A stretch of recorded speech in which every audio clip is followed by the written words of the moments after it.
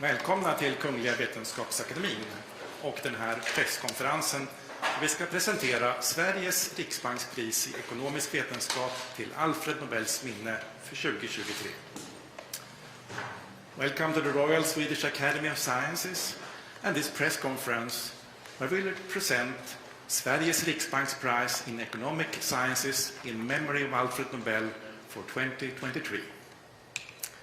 We will keep to our tradition and begin in Swedish and then continue the presentation in English.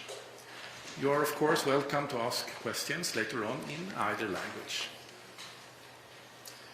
Jag heter Hans Ellegren och jag är ständig sekreterare här på Kungliga Vetenskapsakademin. Till höger om mig sitter professor Jakob Svensson, ordförande i kommittén för Sveriges Riksbankspris i ekonomisk vetenskap till Alfred Nobels minne. Och till vänster om mig professor Randi Hjalmarsson, ledamot i priskommittén och sakkunnig i ämnet. My name is Hans Ellegren. I'm the Secretary General of the Royal Swedish Academy of Sciences. And to my right is Professor Jakob Svensson, Chair of the Committee for Sveriges Riksbanksprize in Economic Sciences in memory of Alfred Nobel. And to my left, Professor Randi Hjalmarsson, member of the committee and an expert in the field. Årets pris handlar om kvinnor på arbetsmarknaden. This year's prize is about women in the labor market. Kungliga Vetenskapsakademin har beslutat utdela Sveriges Riksbankspris i ekonomisk vetenskap till Alfred Nobels minne för 2023 till professor Claudia Goldin, Harvard University, USA, för att ha förbättrat vår förståelse av kvinnors arbetsmarknadsutfall. The Royal Swedish Academy of Sciences has decided to award Sveriges Riksbanksprize in Economic Sciences in memory of Alfred Nobel 2023 to Professor Claudia Goldin, Harvard University, USA, for having advanced our understanding of women's labor market outcomes. Professor Jakob Svensson will now give us a short summary. Please. Thank you. Over the last half a century, most high-income countries have witnessed a spectacular increase in women's labor market participation. The gender gap in earnings has also fallen sharply, at least since the 1980s. Still, even in countries considered the most equal, where women are more educated than men, women are less likely to work, and when they work, they earn less than men. Globally, but also historically, in high-income countries, women are and have been vastly underrepresented in the labor market. This year's laureate has provided the first comprehensive account of women's earnings and labor market outcomes through the centuries.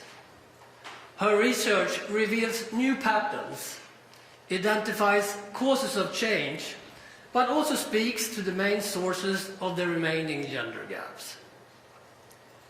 Understanding women's role in the labor market is important for society, not the least because if women do not have the same opportunity as men, or they participate on unequal terms, labor, skills, and talent go wasted. Thanks to Professor Goldin's groundbreaking research, we know much more about the underlying factors driving women's labor market outcomes, and which barriers may need to be addressed in the future. Thank you. Thank you, Professor Svensson. Professor Hjalmarsson, are you ready to give us a more detailed presentation? Absolutely. Yeah, please.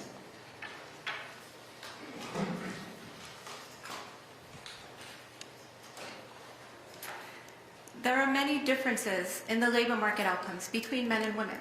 Globally, about 50% of women participate in the labor market, compared to 80% of men.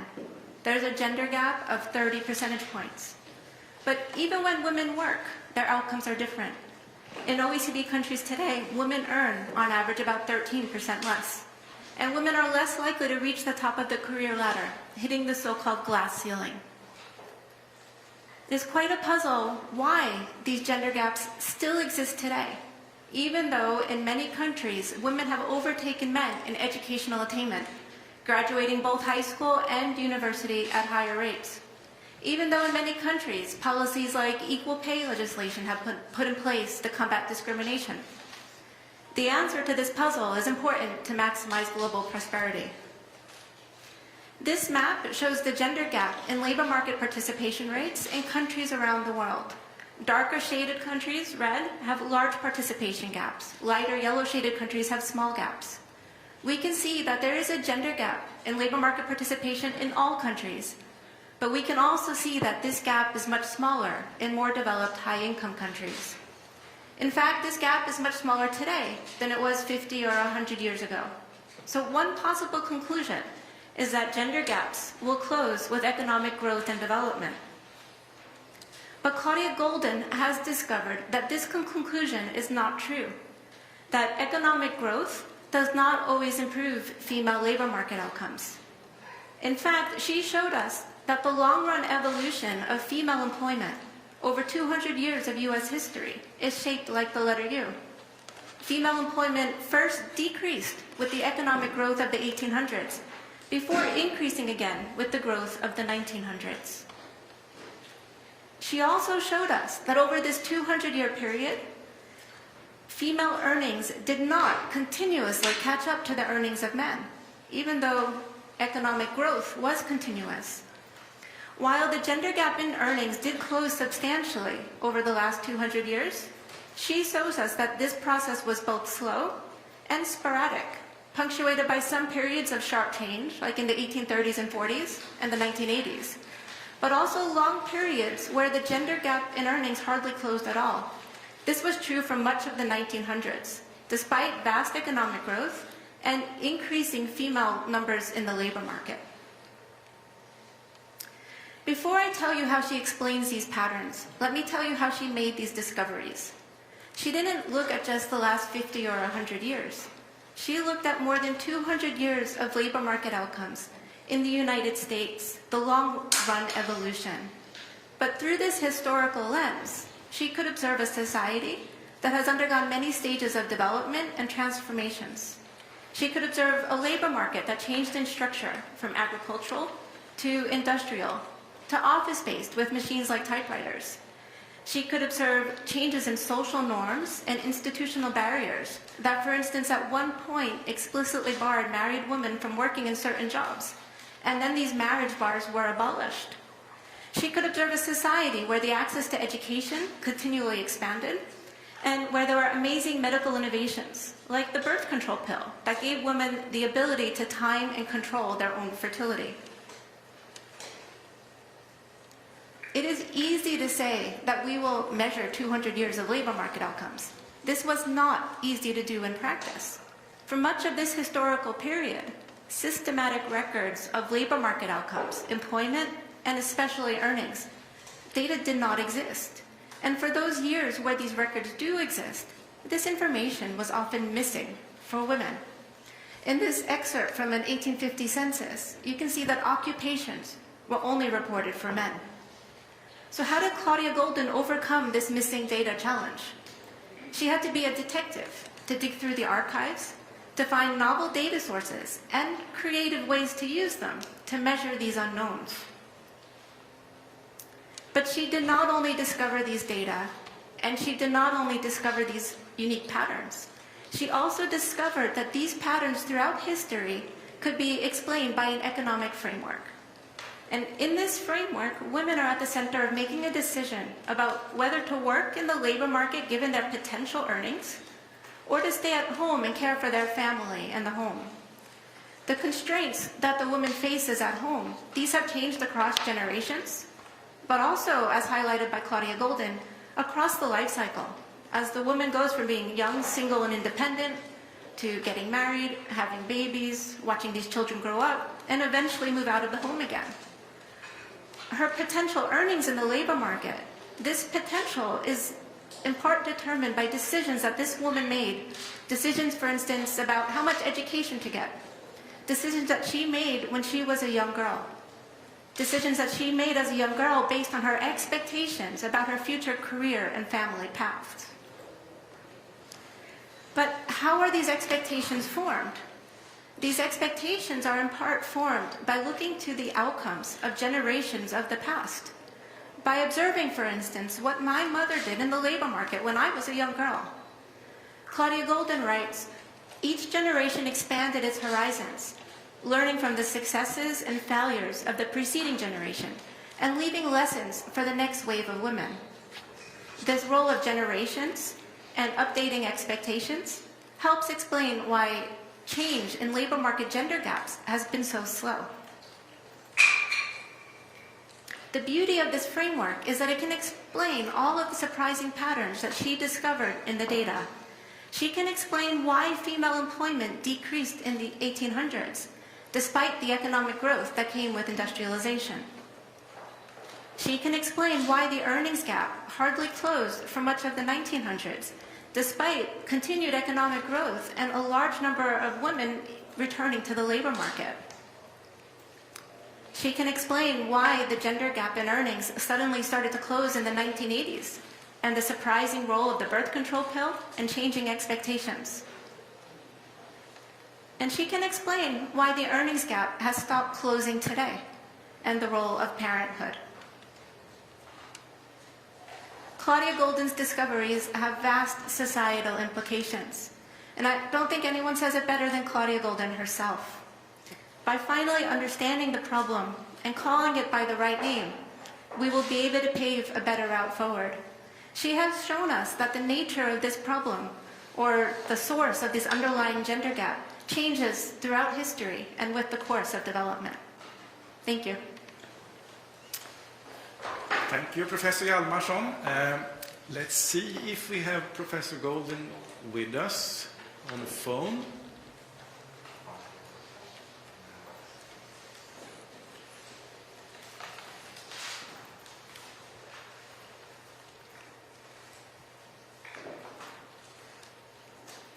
No.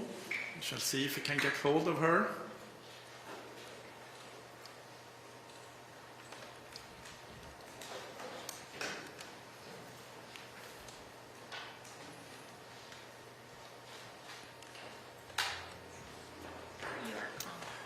Professor Golden, are you there?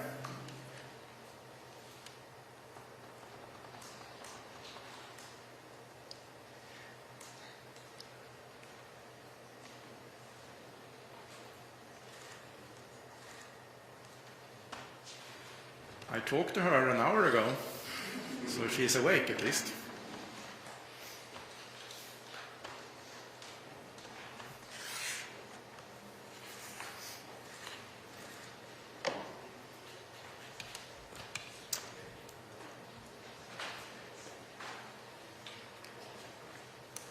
No, it seems to be some problem with the connection there. So instead we open for questions from the audience, and you are welcome to ask questions about the price in economic sciences and the research involved to the committee members or to me if you want. Please, one here. Do we have a microphone? Thank you very much. David Keaton for the Associated Press. In a few words, you mentioned you spoke to the laureate. What was her reaction when you told her about this news? And maybe a little bit also about the discovery. You mentioned right at the end that it's about understanding this problem will help us pave a way forward. what are the recommendations that she makes for societies to indeed reduce this gap even further? Okay, the short answer first. She was surprised and very, very glad. I think one thing to highlight about her research is that she does not explicitly study policy.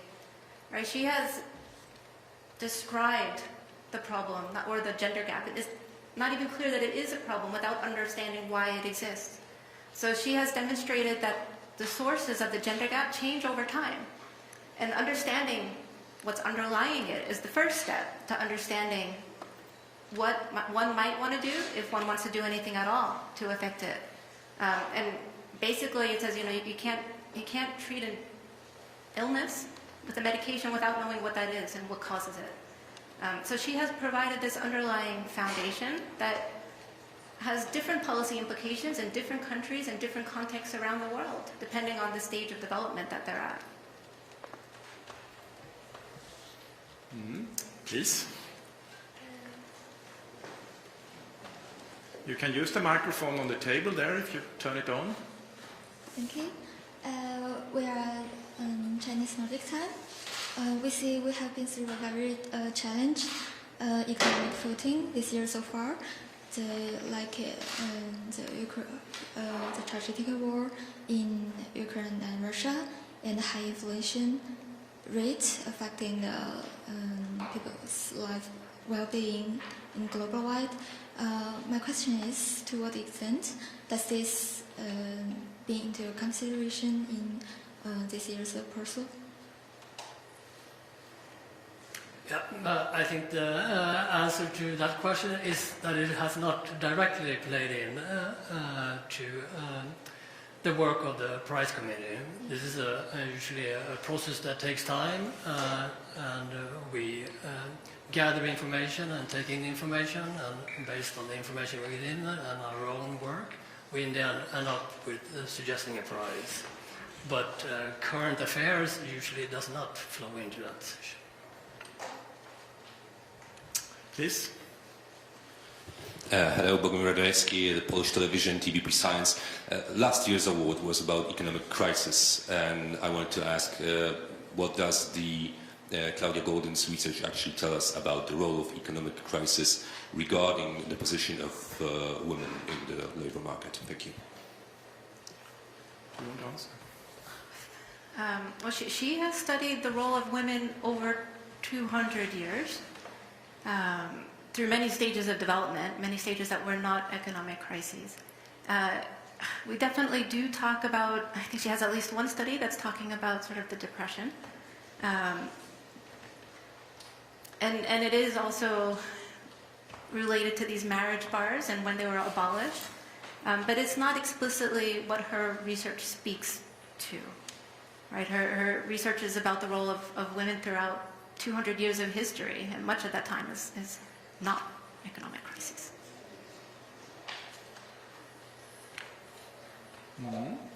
More questions?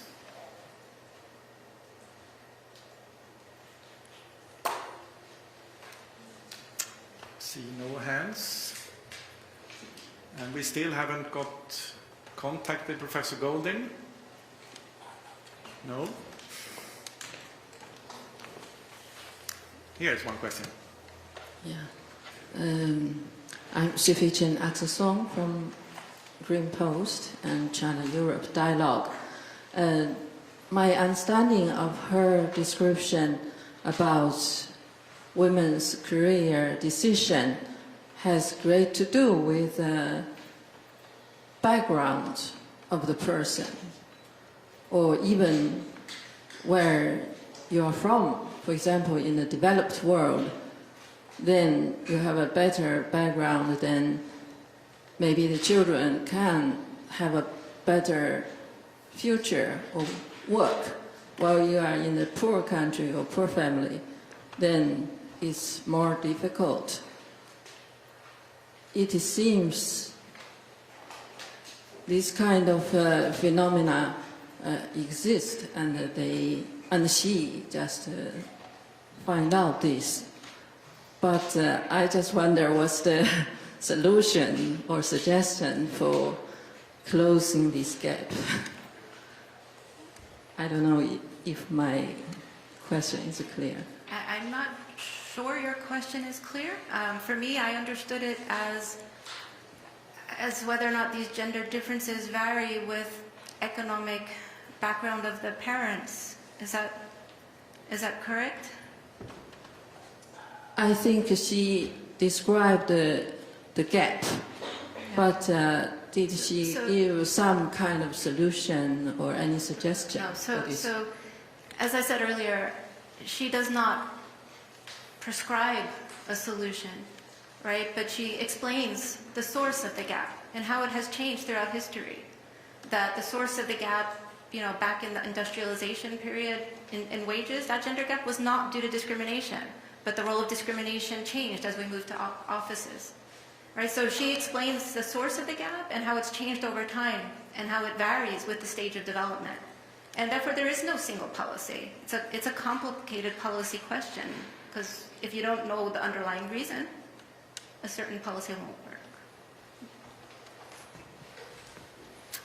Yes, please. Carl-Jan Fonseth, Swedish Daily Dagens Nyheter. So this year's prize is about impediments to women's contribution to economic life, and this is in fact the third woman to receive the prize. Has the prize committee taken the opportunity to reflect on this topic on impediments to women's contribution in academia and economic sciences in general? Yeah, so I think there's a number of questions you ask, both how we in the committee work, and there we do not take into account the gender or sex as a criteria in identifying potential prizes.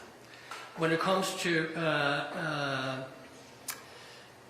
barriers in academia, I think Golding's work is very relevant here too.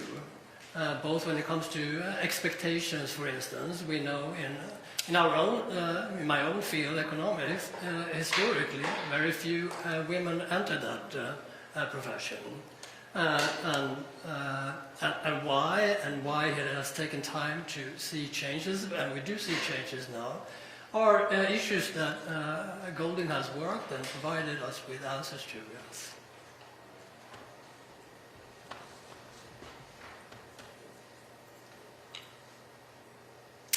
No. No more questions. If not, I say thank you for your interest for this press conference. But before closing, I would like to say that we will have another press conference here in this hall on Thursday, December the 7th. Then all our Nobel laureates will be here to answer questions from the media when they are here in Stockholm in connection with the prize ceremony. So December the 7th in the morning here. Thank you for your interest.